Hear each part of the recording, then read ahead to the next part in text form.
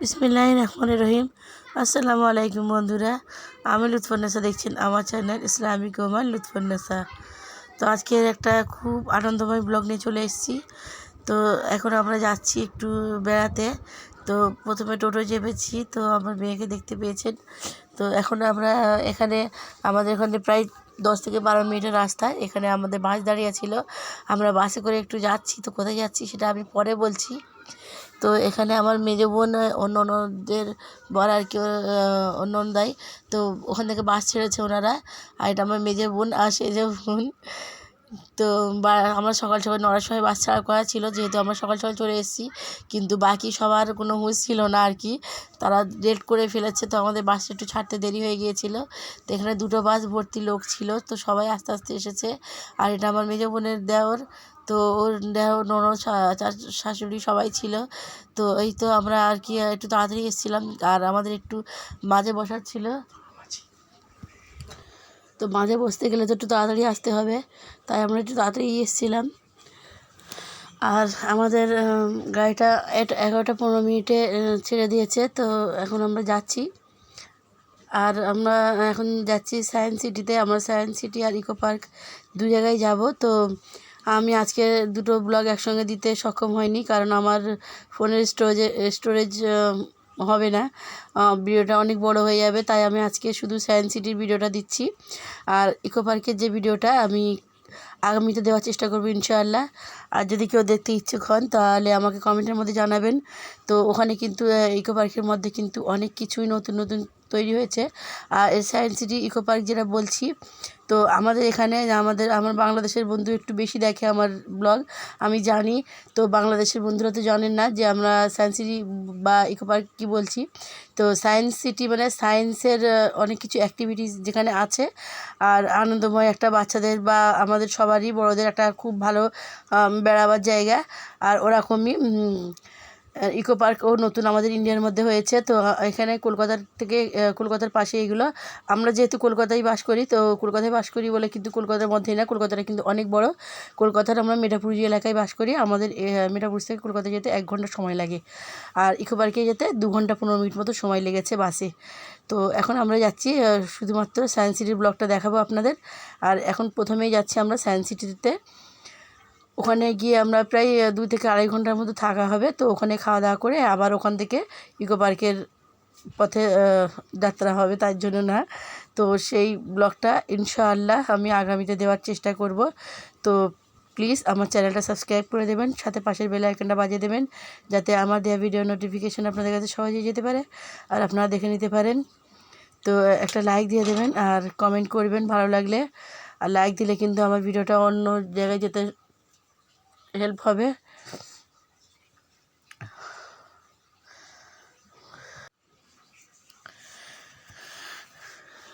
তো এই তো মোটামুটি কিছুক্ষণের মধ্যেই পৌঁছে যাব।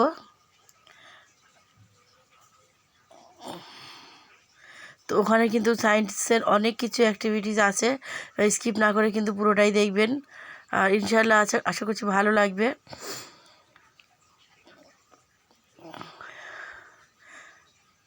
আর সব কিছু যে সবসময় যে বাজেটের মধ্যে যাওয়া হয় না তার জন্য না, কিন্তু মাঝে মধ্যে কিন্তু একবার করে এভাবে একটু বার হতে হয়।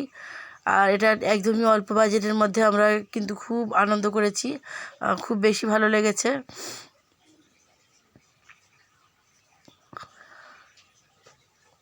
আর আমার এই রাস্তাটা দেখানোর উদ্দেশ্য একটাই, যে যারা আমার বাইরের ব্লগার আছে, যাদের বাইরের বন্ধুরা আছে আমাদের ইন্ডিয়া বা কলকাতার রাস্তা হয়তো জানেন না। তো আমি এখানে দেখানোর চেষ্টা করছি যে আমি তো অনেকই দেখেছি, ইউকে, বাংলাদেশ, ঢাকা শহর সব জায়গার রাস্তা সব দেখা আমার।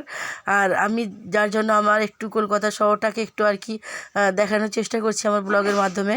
আমার একটাই উদ্দেশ্য যে আমার কলকাতা শহরটা আমার কলকাতার বাইরে বা ইন্ডিয়ার বাইরে যেসব বন্ধুরা দেখে, আমি তাদের সঙ্গে একটুখানি শেয়ার করছি, যাতে তারা বুঝতে পারে যে আমাদের কলকাতা শহরটি কেমন। হয়তো বা দেখেছেন, অনেকের ব্লগে দেখেছেন বা শহর দেখেছেন, তা সত্ত্বেও আমি দেখাচ্ছি। ভালো লাগলে আমাকে বলবেন।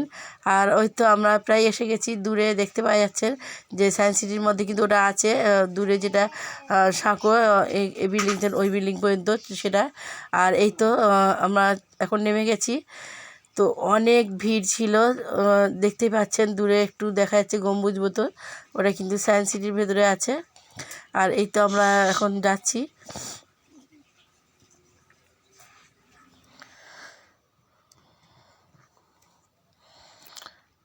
তো ভিতরে চলে এসেছি। তো ওটা যেটা সামনে আছে তো মেজো বোনের মেয়ে ওটা, আর ওটা আমার যেটা লাল টি শার্ট পরে আছে আমার মেজো বোনের হাজবেন্ড। আর আমি স্কার্ফ করে গিয়েছিলাম, কিন্তু সবাই যেহেতু প্রথমে আমার মাথায় স্কার্ফটা সহ্য হয় না, তো আমি একটু খুলে ফেলেছিলাম। তো এই দেখতে পাচ্ছেন সায়েন্স সিটি, তো সবুজে একদম সুন্দর করে সবুজে ঘেরা।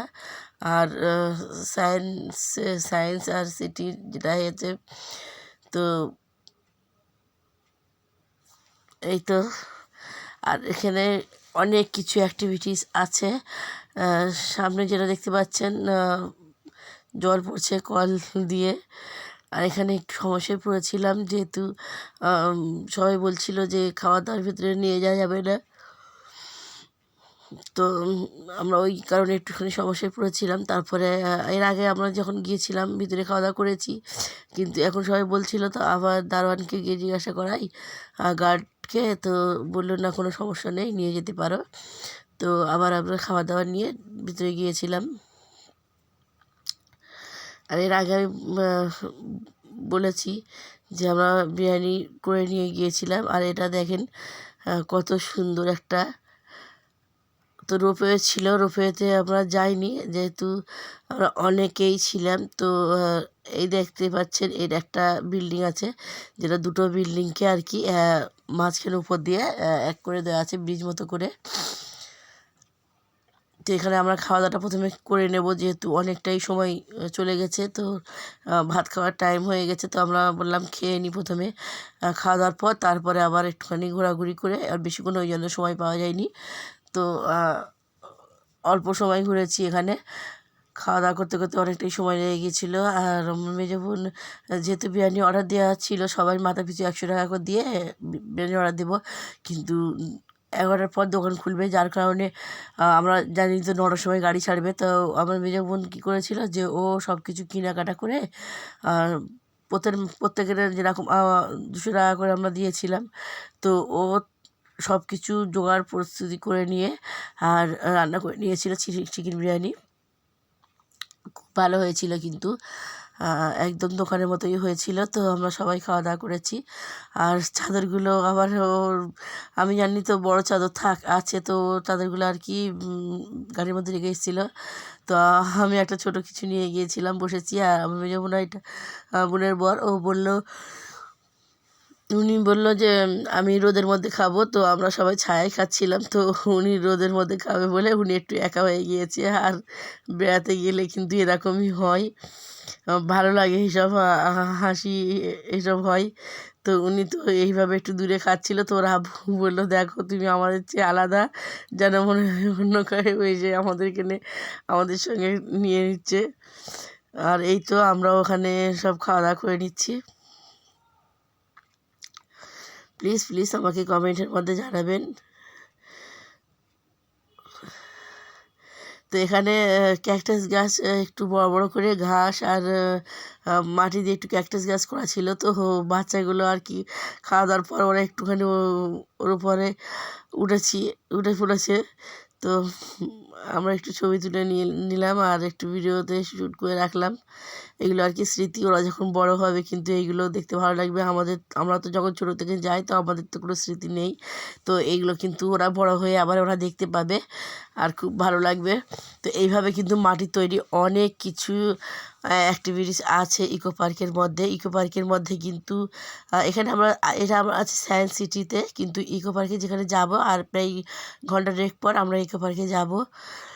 আর এটা দেখতে পাচ্ছেন, এটা কিন্তু বাইরে থেকে দেখলে তো মনে হয় সব আলাদা আলাদা আছে, কিন্তু একটা এখানে ছিদ্র করা আছে দূরে, তো ওর মধ্যে থেকে দেখলে কিন্তু সবকে একসঙ্গে দেখা যায়। তো অনেক কিছু তো আর অ্যাক্টিভিটিস আমি ক্যাপচার করতে পারিনি, জাস্ট কয়েকটা ছিল তো যেগুলো ক্যাপচার করেছিলাম। আর এখানে ছিল আর কি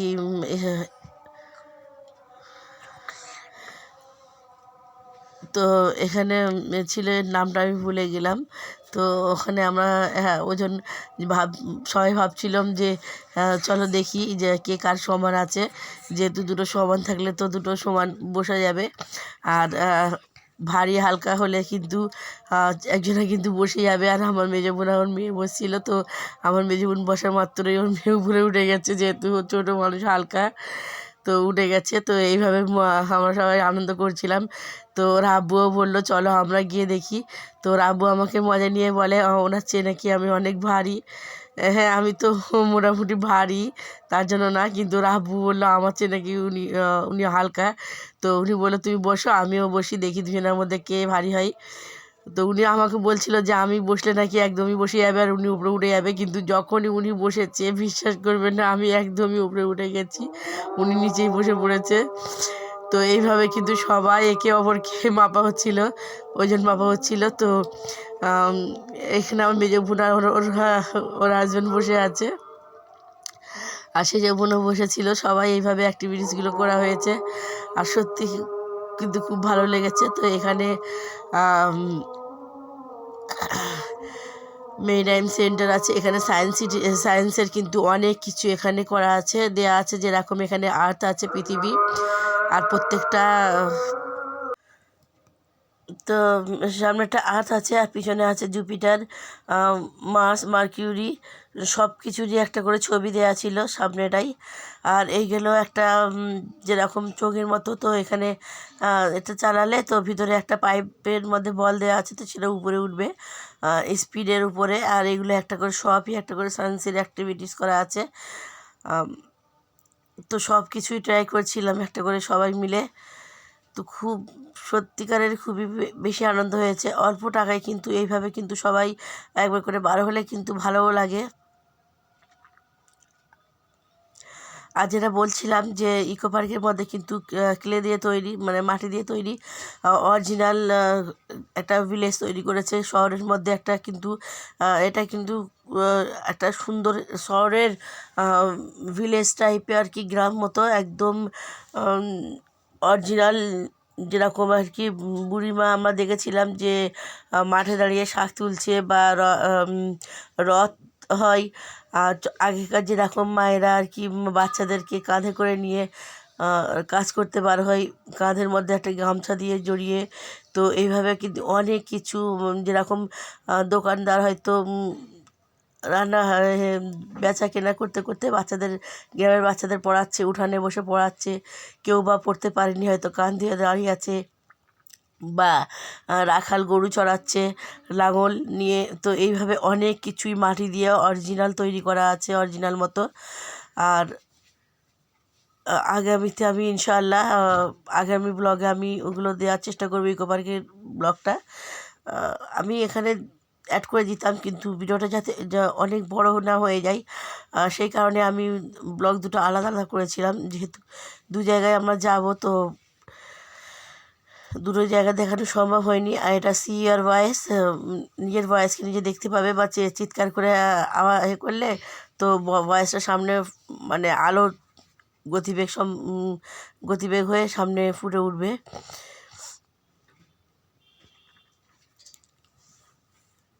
তো এই তো এইগুলো দেখাচ্ছি, জানি না কার কতটা ভালো লাগছে তো সায়েন্স সিটিটা দেখতে।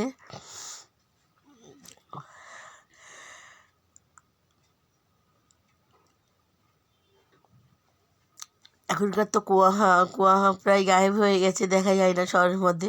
তো এখানে একটা কাঁচ দিয়ে একটা কুয়ো মতন আছে, তো এই নামটা আমি ভুলে গেছি, ইনফিনিটি ওয়াল, অনন্তরূপ কূপ হচ্ছে, অনন্ত কূপ।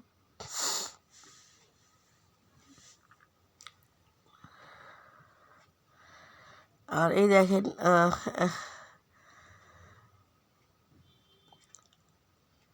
সান আর প্ল্যানেট রেড প্ল্যানেট মঙ্গল গ্রহ, আর সূর্যের ছবি আছে এখানে সামনেটাই।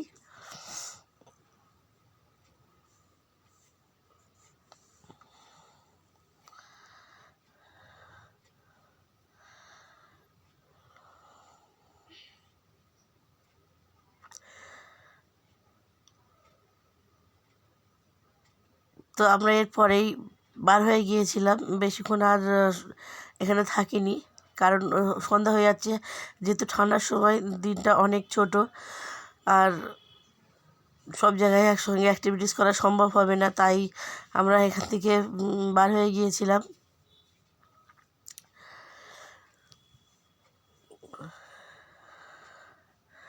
প্লিজ আমাকে কমেন্টের মধ্যে জানাবেন আজকের ব্লগটা কীরকম লেগেছে। কমেন্ট, আমি কিন্তু কমেন্টের অপেক্ষা করব, আর ভালো লাগলে একটা লাইক দিয়ে দেবেন। তো এটা বন্দে ভারত ট্রেন, বন্দে ভারতে যারা উঠে যারা আর কি হাঁটতে হেঁটে হেঁটে বেড়াতে।